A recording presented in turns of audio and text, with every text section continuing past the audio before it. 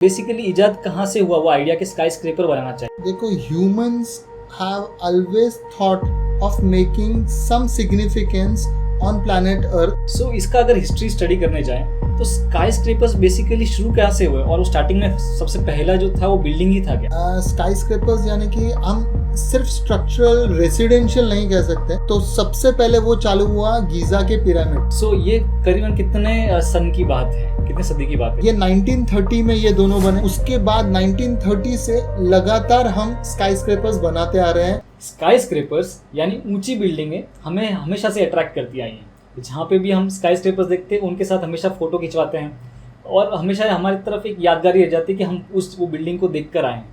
सो sky scrapers के पीछे का क्या हिस्ट्री है, क्या रीजंस हैं, वो आज हम समझेंगे मिस्टर राजेश भोसले से। एंड सबसे पहला सवाल यही है कि बेसिकली इजाद कहाँ से हुआ वो आइडिया कि स्काई स्क्रेपर बनाना चाहिए? देखो, humans have always thought of making some significance on planet earth. और वो उनके जाने के बाद भी एक तरीके से स्ट्रक्चर में, पहले मंदिरों में, मॉन्यूमेंट्स में, कई स्टैच्यूज में और इवेंचुअली फिर पिरामिड्स में, मतलब वो हमेशा अपना सिग्निफिकेंस छोड़ गए। शुरू तो उन्होंने आर्ट से और केव से की थी, उसके बाद ये यहाँ तक आए। तो जितना ऊंचा जाएंगे, एंटी ग्रेविटी जाएंगे, that has added wonder to human race. मतलब इतना ऊंचा हो कैसे सकता है, वो कैसे खड़ा है।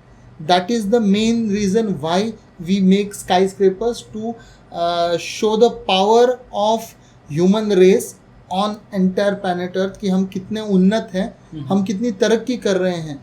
जितनी ऊंची जा रही है बिल्डिंग उतना वो शहर याद रखा जाता है। जैसे कि आज के तारीख में सबसे ऊंची बिल्डिंग बुर्ज खलीफा है, जिसके ऊपर कई मूवीज़ बने हैं, कई सॉन्ग्स हैं इंडिया में।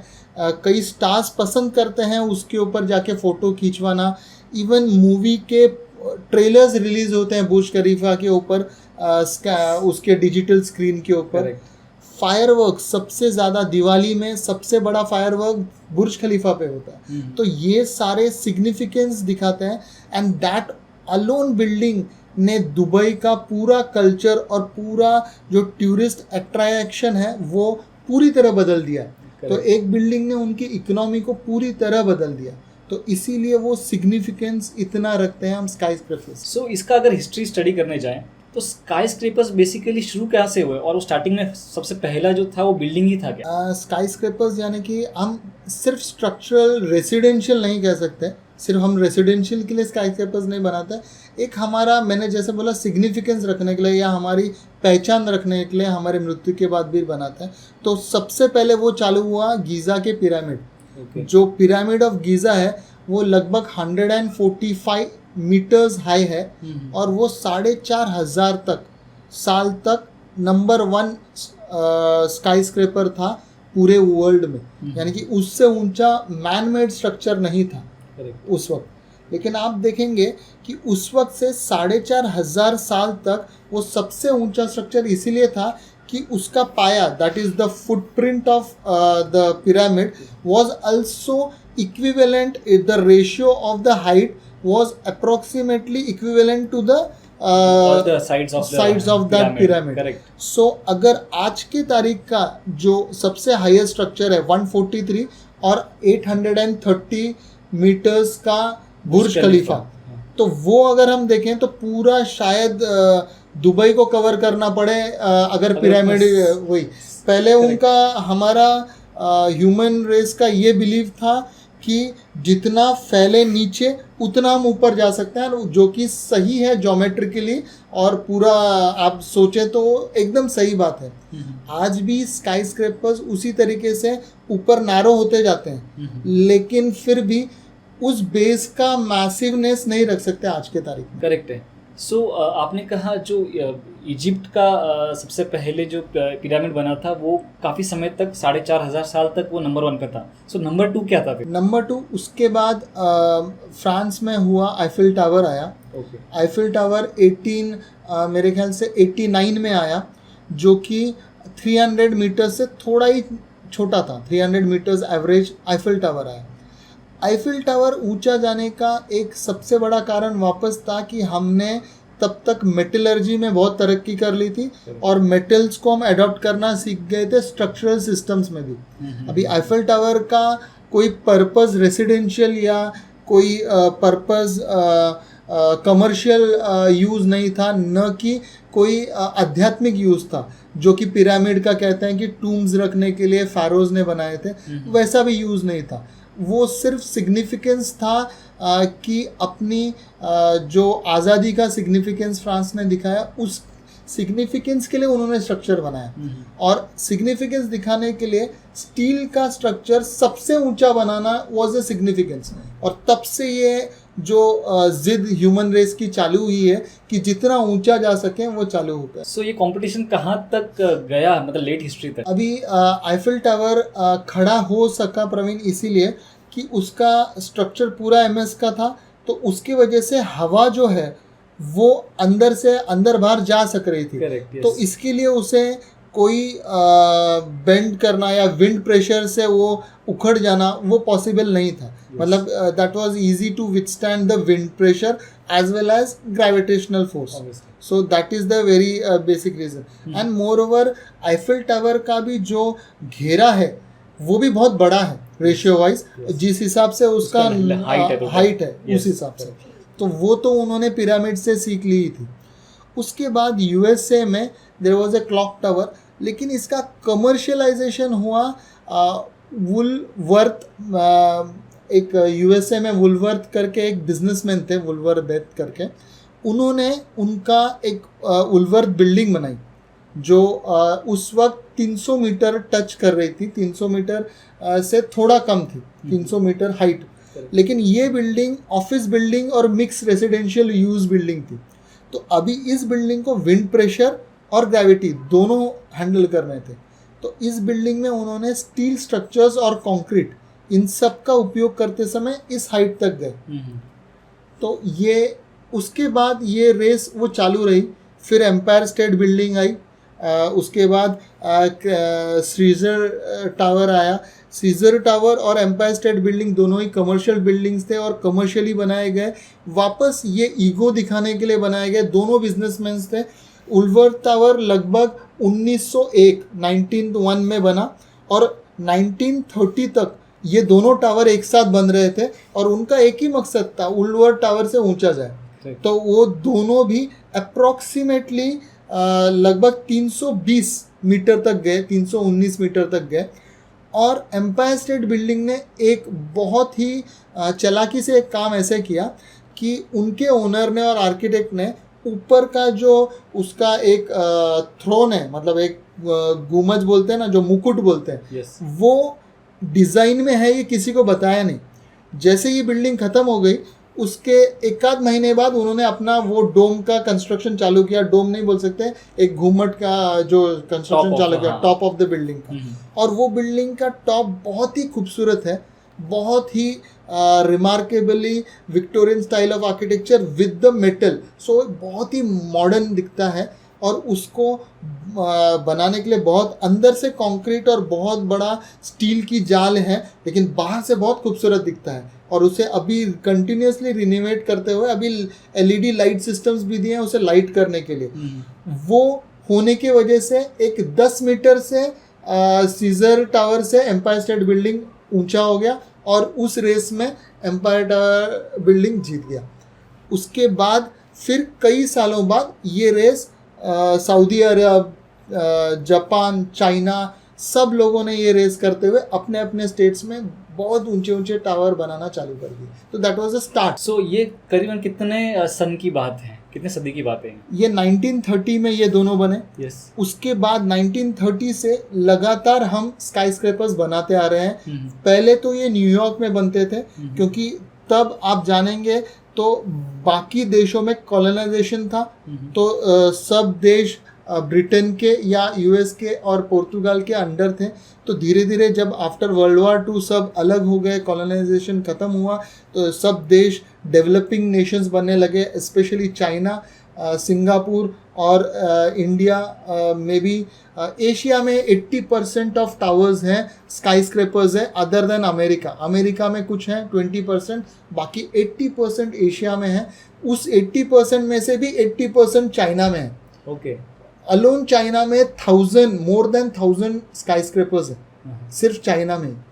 तो इतने सारे टावर्स उसके बाद सीधे बनते गए। देयर इज बहुत सीरीज है, मतलब इसका बनने के बहुत आपने सारे। कहा कि चाइना में बहुत ज़्यादा ही अमाउंट ऑफ स्काई स्क्रैपर्स हैं, so why they are not listed in the top skyscrapers of the world? Somehow China could not make एक क्या होता है, एक हद के बाद आफ्टर 500 मीटर्स, अभी आप देखोगे तो 1901 से 1930 तक 310 या 20 मीटर तक हम पहुंच चुके थे। करेक्ट। उसके ऊपर कोई भी बना नहीं रहा था, ज़्यादा 350 से ऊपर कोई जा नहीं रहा था वर्टिकली अप।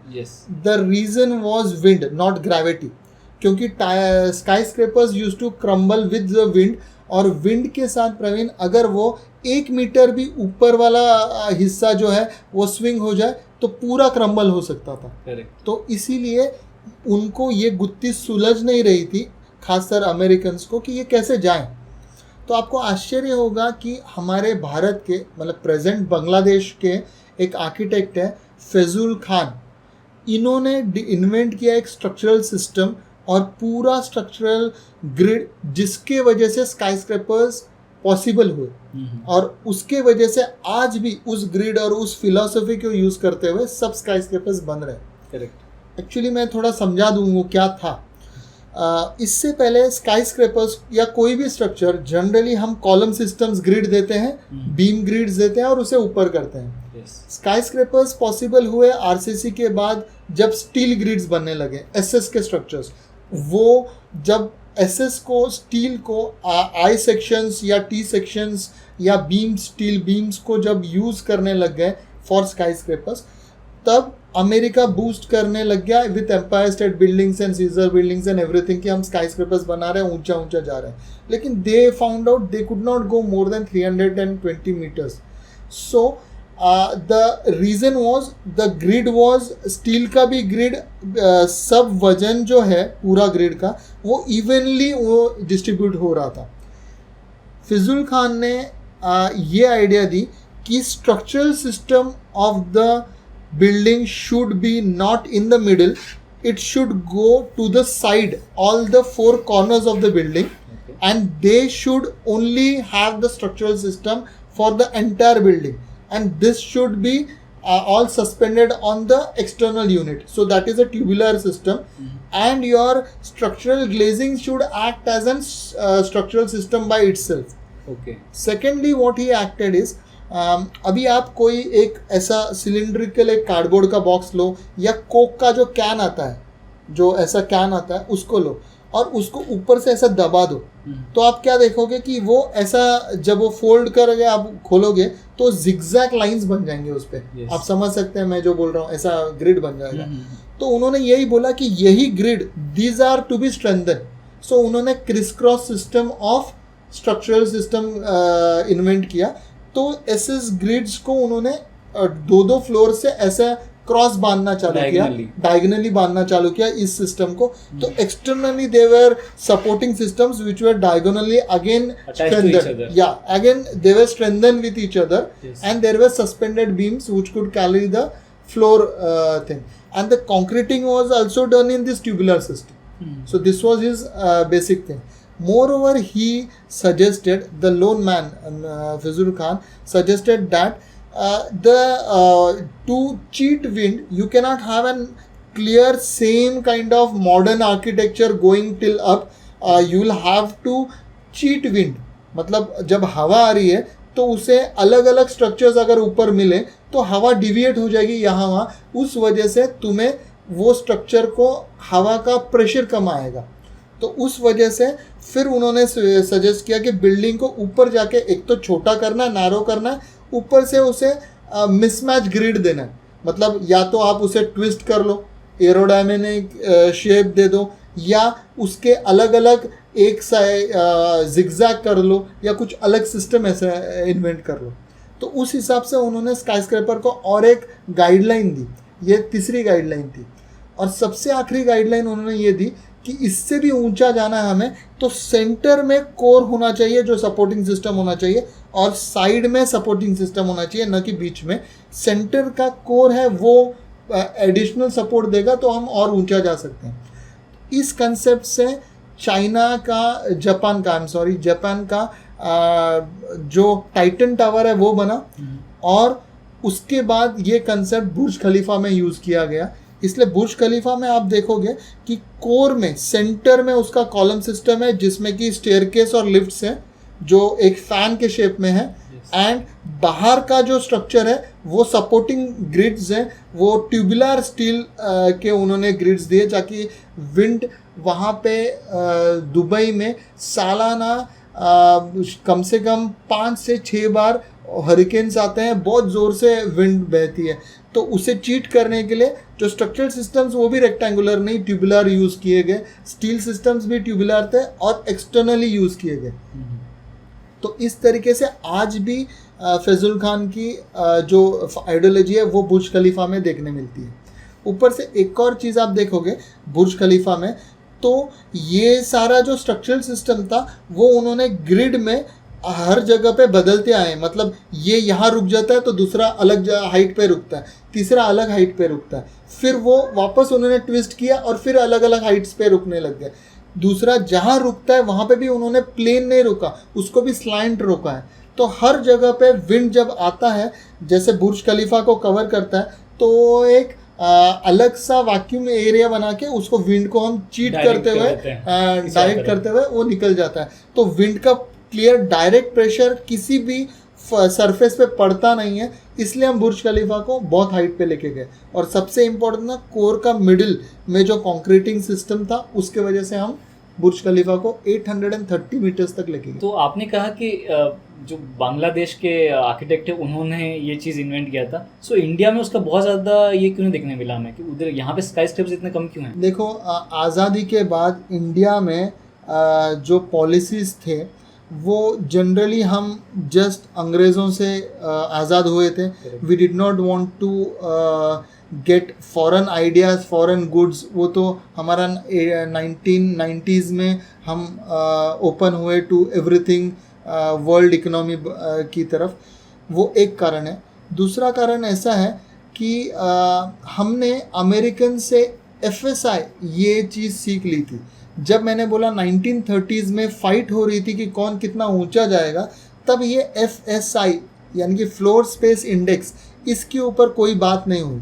तो अमेरिका ने ये डिस्कवर किया कि कोई अपनी ज़मीन पे कितना भी ऊपर जा सकता है, तो उसको कहीं ना कहीं रिस्ट्रिक्ट करना चाहिए, क्योंकि अमेरिका में एक डिप्रेशन आ रहा था कि ये जो ऊंची बिल्डिंग्स है इनकी वजह से सूरज हमारे छोटे बिल्डिंग्स पे आ नहीं रहा है। तो there was a great shadow which was coming on the smaller buildings. तो दे टोल्ड कि there should be some thumb rule for going high.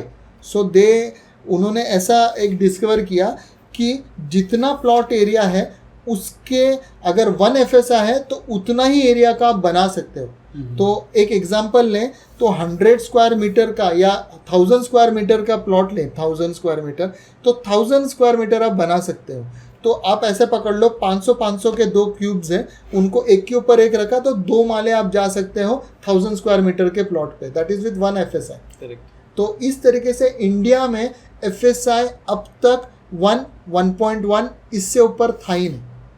तो इस वजह से भी इंडिया में हम स्काई स्क्रैपर्स नहीं बना पाए।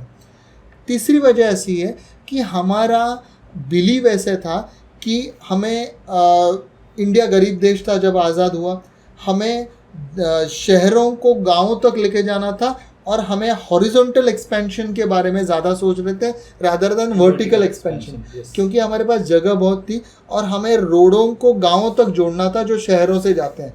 तो वो जो सैटेलाइट टाउन्स बनाने का कंसेप्ट था हमारे गवर्नमेंट के माइंड में कि लोगों को बहुत मतलब सिर्फ बम्बई में ही या सिर्फ दिल्ली में ही सारा पॉपुलेशन क्राउडेड नहीं होना चाहिए, जो उसके आजू बाजू में भी सैटेलाइट टाउन टिल गांव जाए और गांव के लोगों को भी उनका फ़ायदा हो। तो इसीलिए हमने हॉरिजॉन्टल एक्सपेंशन पे ज़्यादा ध्यान दिया, एफएसआई कम रखा तो हाइट ज़्यादा नहीं बढ़ी और हमें दूसरे एरियाज़ में बनाते जाना पड़ा, एक घर के बाजू में दूसरा घर बनता था, वो एक पॉइंट है।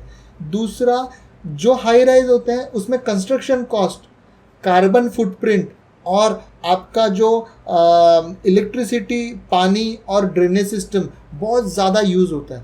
इसकी जगह जो छोटे बिल्डिंग्स हैं इनमें ये सब बहुत कम होता है, जल्दी बन जाते हैं। स्काई स्क्रैपर्स को बनने के लिए 5 से 6 साल लगते हैं, लेकिन छोटा स्ट्रक्चर्स जो 2 से 3 माले के हैं शायद 1 साल में बन जाते हैं, या उससे भी कम, 3, 4, 6, 8, 10 महीने में या 2 साल में सब बन जाते हैं। इकोनॉमिकली वायबल है। तो इंडिया को जल्दी घर बसाने के लिए, लोगों को जो पॉपुलेशन है उनको जल्दी अंदर लेने के लिए, एसामिलेट करने के लिए हम हॉरिजॉन्टल स्प्रेड के ऊपर बहुत ज़्यादा ध्यान दिया, इसलिए इंडिया में एफएसआई कम रखा। अभी आप जान के खुशी होगी आपको कि जस्ट रिसेंटली 2034 का जो DCR मुंबई में आया है उसमें एफएसआई 3 से 5 तक है, depending upon the road width and other criterias. तो इसकी वजह से हम अभी TDR लोड करते हुए हम शायद हाई जा सकें। अभी उसकी जद्दोजहद चालू हुई है, 2-3 लोगों ने ये चालू भी किया है, जैसे कि लोधा ने वर्ल्ड टावर बना के, and may be there is one more firm who has made India tower, I don't remember the name of that firm right now, but they both had even Kohinoor tower, जो Kohinoor mills की जहाँ बन रहा है, Yes. उन तीनों towers को भी बनने के लिए आज पिछले 10 साल से हम देख रहे थे वो बन रहा था। The reason is revision in FSIs and revision and lot of NOCs, right from बहुत सारे सरकारी एनओसीज लगते हैं, अर्बन से लेके आपका सबसे बड़ा एनओसी है एविएशन का। Yes. तो एविएशन के एनओसी की वजह से आपको रिस्ट्रिक्शन आ जाता है, आप हाइट जा नहीं सकते। वर्ल्ड टावर जो है वो मेरे ख्याल से लगभग 500 मीटर जाने वाला था, जो 300 मीटर पे ही समट गया और उन्होंने ओसी ले ली है उसकी। Okay. तो अभी इसलिए वो और ऊंचा नहीं होगा। तो इंडिया में अभी कोशिश कर रहे हैं इसमें आगे कुछ करने के लिए। लेकिन एक और चीज़ देखेंगे तो पूरे इंडिया में 80% जो टावर्स हैं वो है मुंबई में, क्योंकि Mumbai is the financial capital of India. Yes. तो मुंबई एक, वैसे देखेंगे तो एक तीनों तरफ से समुद्र से घिरा हुआ है, तो उसमें हॉरिजॉन्टल एक्सपेंशन तो हो नहीं सकता। और उसमें भी 2 एयरलाइंस का सबसे ज़्यादा बिजिएस्ट हवाई अड्डा मुंबई का है इंडिया में। तो वहाँ से कई एरोप्लेन्स हर दिशा में उड़ रहे हैं। आप एयरलाइन का जो आप उसका पैटर्न देखोगे, जो एयरलाइन का जोन देखोगे, जो कमर्शियल एयरलाइंस है, तो वो मुंबई के आजू बाजू में ऑल ओवर वर्ल्ड जा रहा है। तो उसके पाथ में बहुत सारे बिल्डिंग्स आ जाते हैं, तो उनको वो एलिवेशन लेने के लिए प्लेन का, उन्हें बिल्डिंग की हाइट बढ़ा नहीं सकते मुंबई में एटलीस्ट। तो अभी हमें कहीं नई जगह देखनी पड़ेगी अगर टावर बांध के इंडिया का सिग्निफिकेंस देखना है। तो एविएशन की वजह से हम नहीं जा पा रहे उतना, एविएशन एनओसी। आप इसकी बात कर रहे थे एफएसआई की।